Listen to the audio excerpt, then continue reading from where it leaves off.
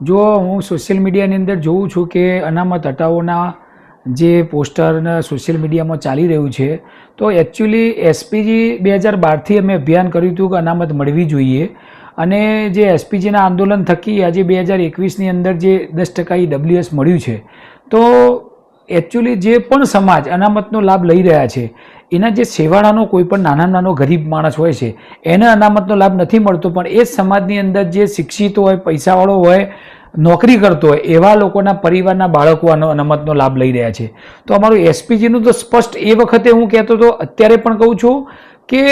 તમે ખરેખર એવી પ્રથા, એવો કાયદો લાવો કે જ્ઞાતિ ના જુઓ, જેને પણ કોઈ પણ જ્ઞાતિની અંદર ગરીબ પરિવાર હોય, ગરીબ પરિવારને આનો લાભ મળવો જોઈએ. જો આનો લાભ નથી મળતો તો દેશનું જ આપણે નુકસાન કરી રહ્યા છીએ અને દેશ જ તૂટી જવાનો છે, કારણ કે આ પ્રથાથી 100% જે એકચ્યુઅલ જે વર્ગ છે એવા વર્ગને આનો લાભ મળતો નથી. તો સોશિયલ મીડિયાની અંદર અત્યારે જે યુવા વર્ગ દ્વારા જે અનામત હટાવવાની વાત કરી રહ્યા છે, તો અમે એસપીજીનું સમર્થન એટલા માટે કરીએ છીએ કે આ અનામતનો લાભ એકચ્યુઅલી પરિવારને નથી મળતો, એટલા માટે.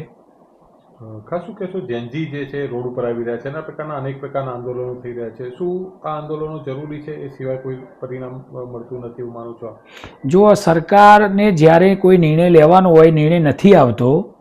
એટલા જ માટે પ્રજાની અંદર એ ન્યાય મેળવવા માટે આક્રોશ થાય, અને જ્યારે આક્રોશ થાય એટલે ઓટોમેટિક જેનજી બહાર નીકળવાનો, જે પણ દુઃખી પરિવાર હોય, જે વર્ગ હોય એ બહાર નીકળે છે. જેમ કોકરોચ પાર્ટીનું આંદોલન હતું અને 1 મહિનાની અંદર સરકારને ઝૂકવું પડ્યું, મુખ્ય શિક્ષણ મંત્રીને રાજીનામું આપવું પડ્યું, તો એ યુવાનોએ તાકાત બતાવી અને જે સાચી દિશામાંની અંદર આંદોલન કર્યું એટલે સરકારને ઝુકાવવું પડ્યું અને શિક્ષણ પ્રધાનને રાજીનામું આપવું પડ્યું. એમ કોઈ પણ દિશાની અંદર જ્યારે પબ્લિકની અંદર સાચી ભાવનાથી અને ખરેખર સમાજને ફાયદો થાય એ બાબતે જ્યારે કોઈ આંદોલન થાય, ત્યારે હું એવું માનું છું કે 100% સફળતા મળતી હોય છે, અને સરકારે આનો નિર્ણય ઝડપથી લેવો જોઈએ. જો આ નિર્ણય ઝડપથી ના લેવામાં આવે તો પબ્લિક રોડ ઉપર આવીને આંદોલન કરવા સિવાય બીજો એના પર કોઈ ઓપ્શન નથી.